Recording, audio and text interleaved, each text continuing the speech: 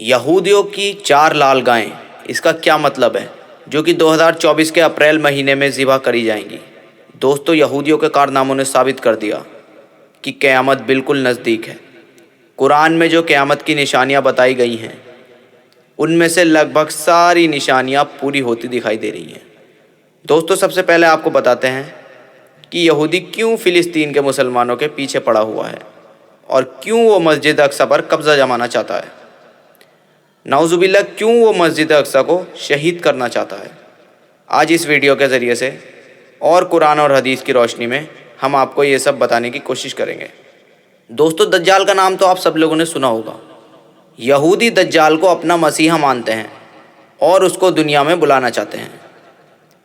یہودی فلسطین میں موجود مسجد اقصی کو شہید کرنا چاہتے ہیں کیونکہ ان کا ماننا یہ ہے کہ مسجد اقصی کی جگہ پر پہلے کبھی ان کی عبادت گاہ یعنی ہیکل السلیمانی ہوا کرتا تھا، جس کی ایک دیوار آج بھی وہاں موجود ہے، جس کو چوم کے یہودی دعا مانگتے ہیں، لیکن وہ دیوار مسجد اقصی سے الگ ہے۔ یہودی ہیکل السلیمانی کو تیسری بار پھر سے بنانا چاہتے ہیں۔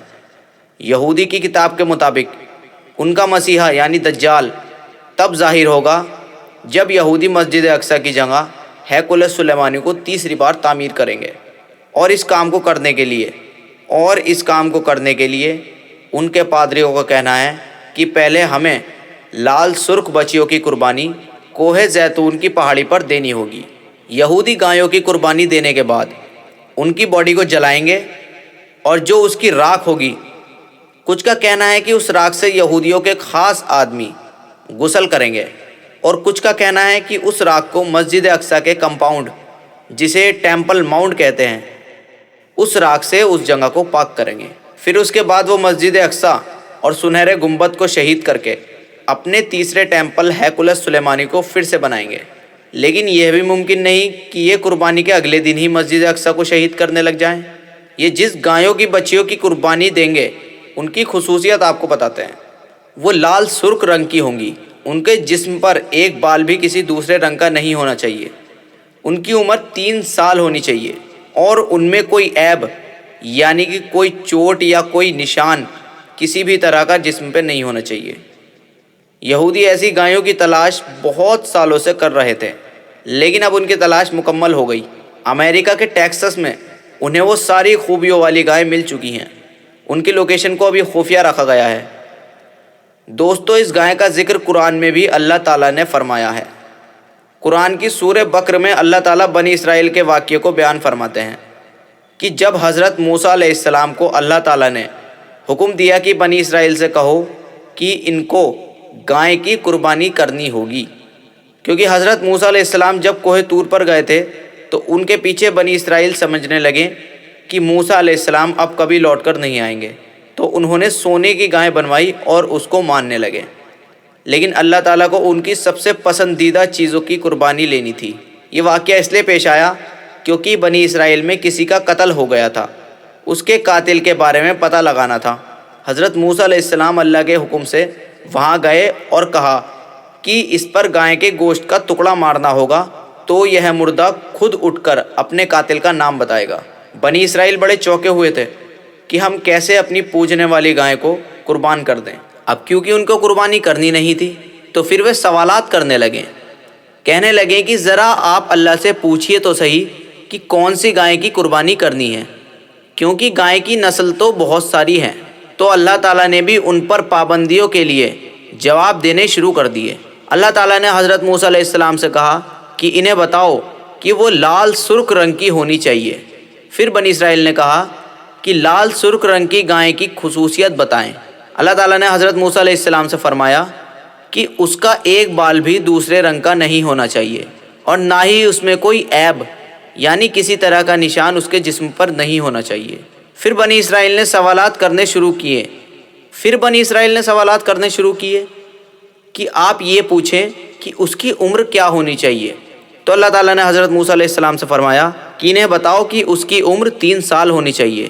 اب اگر اس کے بعد بھی بنی اسرائیل سوالات کرتے رہتے تو اللہ تعالیٰ اپنے عذاب ان پر نازل کر دیتے، لیکن انہوں نے آخری سوال میں انشاءاللہ لگا دیا کہ اللہ نے چاہا تو ہم قربانی کریں گے۔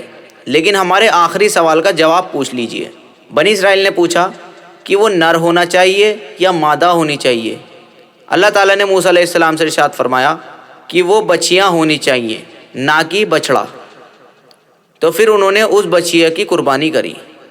تو تب سے یہودیوں کا ماننا ہے ان گائے کی قربانی کرنے سے اللہ ہم سے خوش ہو جائے گا اور ہمارے لیے ہمارا مسیحا یعنی دجال کو بھیجے گا، جس کی بادشاہت میں ہم پوری دنیا پر اپنی حکومت کریں گے، جس طرح سے حضرت سلیمان علیہ السلام نے اپنے وقت میں کی تھی۔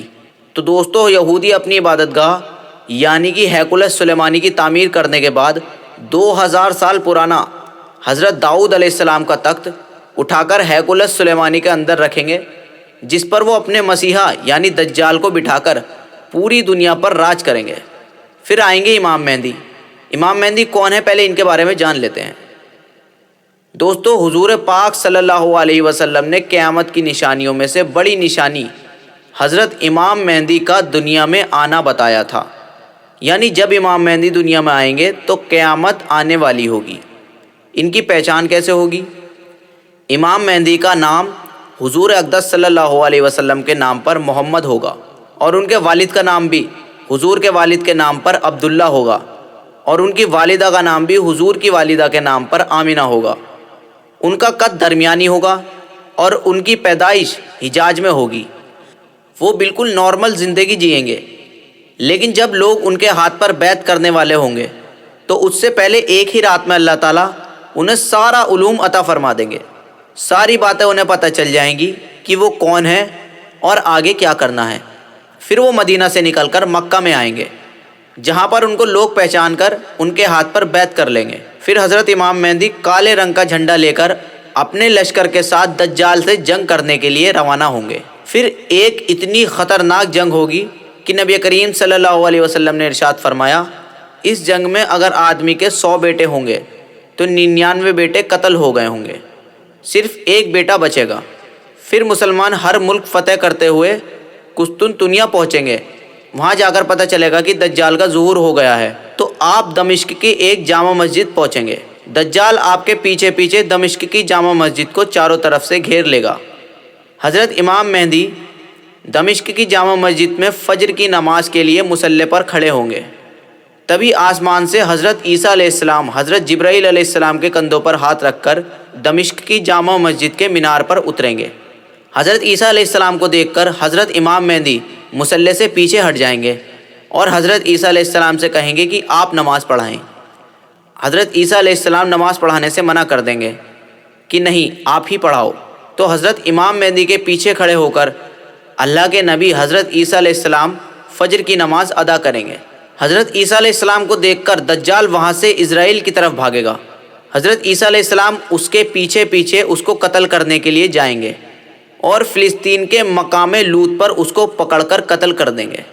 اس کے بعد 40 سال تک مسلمانوں کی حکومت ہوگی۔ اس کے بعد یاجوج ماجوج ظاہر ہوں گے۔